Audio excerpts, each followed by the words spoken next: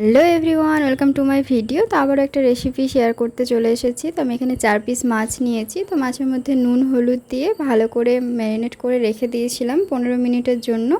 আর একদিকে আমি তার মশলাটা বানিয়ে নিচ্ছিলাম। 2 রকম সর্ষে আর একটা কাঁচা লঙ্কা আর কয়েকটা কাজু বাদাম দিয়েছিলাম। তো ওটা পেস্ট বানিয়ে ভালো করে ছেঁকে নিচ্ছিলাম আবার। তারপর ওই সরষে বাটার মধ্যে 2 চামচ মতো টক দই আর কিছুটা পরিমাণ সরষের তেল দিয়ে ভালো করে মিশিয়ে নিচ্ছিলাম। আর ওর মধ্যেই আমি একটু লবণও দিয়ে দিয়েছিলাম। তারপর একটা ছোট টিফিন বক্স নিয়েছিলাম ভাপা বানানোর জন্য।